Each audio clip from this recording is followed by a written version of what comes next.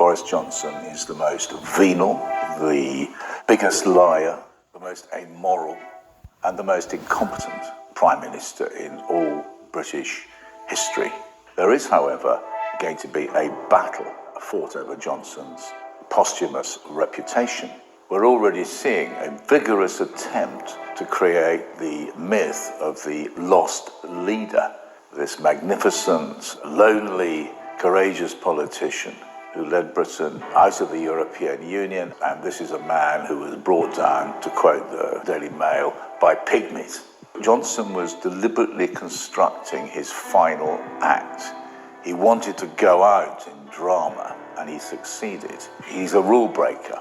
He wants to reinvent reality, and that's quite deliberate. It's the theatre, the way he goes. It will take a lot of people in. There are going to be a lot of Boris Johnson loyalists, just as there are Trump loyalists. He will want to shape the Conservative Party even while out of office, and I predict that he will be quite successful in this. There's been a claim that ministers such as Sajid Javid, Rishi Sunak and co were acting honourably. That claim is unsustainable. It is actually the opposite of the truth. They didn't mind when Johnson seems to have lied to the Queen. They didn't mind about the completely mendacious and fabricated 2019 general election manifesto. They all sat in the House of Commons listening to Boris Johnson lie week after week from the dispatch box. It didn't seem to bother them in the least. All guidance was followed completely. The guidelines were followed at all times. I can tell you once again that I certainly broke no rules. In fact, they would go out afterwards into television studios and defend the Prime Minister and repeat his lies. Do you believe the Prime Minister? Of course I do. The Prime Minister set out the truth. Of course I do. The Prime Minister set out his understanding of this matter. This applies to Sunak, it applies to Javed, all of the main contributors to the coming leadership contest are part of, complicit in the moral squalor of the Johnson period in office. The Tory party no longer exists as it used to do until quite recent times as a sort of manifestation of much wider civil society. It is now owned by oligarchs and by a handful of non-dom press barons who successfully mobilized international capital in order to run the publicity machine which took Johnson into power. What we're going to see now that Johnson has gone is the newspapers and the donors looking for somebody else who will serve their ends. They will seek to choose the next leader of the Conservative Party just as they chose Johnson almost exactly 3 years ago. It's too early to say who that person will be because they've got to show that they have the policies which will please the billionaires. Whoever wins will come in on tax cuts. They will continue the policy of confrontation with the European Union. They will continue the war against human rights. They will continue the weaponization of asylum seekers. And they will continue the general attack on the rights and freedoms of the British people, particularly in the workplace. Those policies will be fitted for three categories of people: the right-wing press, the big billionaires, and that tiny Tory membership. It's a minute constituency and not in any way representative of the rest of the country. But these people have the privilege of choosing the next Conservative leader and therefore the person who can be Prime Minister for the next 2.5 years. And one key figure here, very unknown to the public, but enormously important to today's Conservative Party, somebody called Ben Elliott. Remember that name. He is the money man inside the Conservative Party, the umbilical cord which links Conservative Party donors to the Conservative Party machine. He's the founder of a company called Quintessentially. It's a kind of concierge service for the super rich.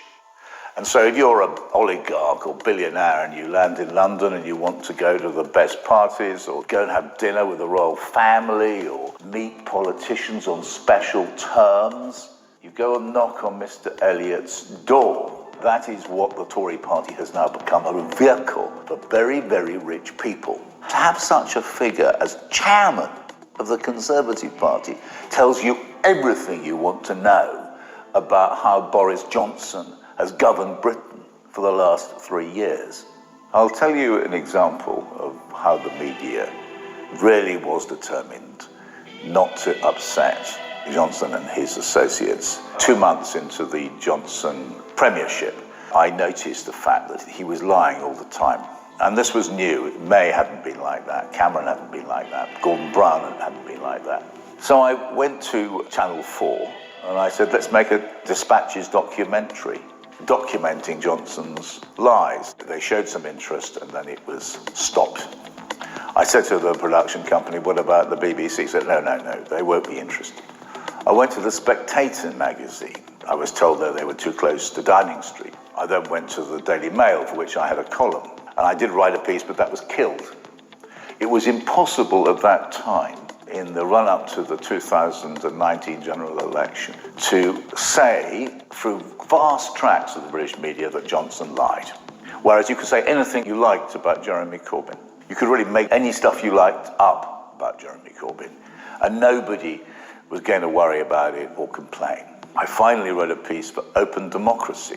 I showed how political journalists were being used by the Johnson political machine to smear their opponents. They themselves were part of the machinery of deception. That is what happened in the run-up to 2019. Although Johnson was a very distinctive figure, he did, at the height of his powers, have an amazing, almost mesmeric effect on quite a large number of people. Ultimately, he was the manifestation of a broken system, or a corrupted system is a better phrase, whereby the super-rich governed British public life.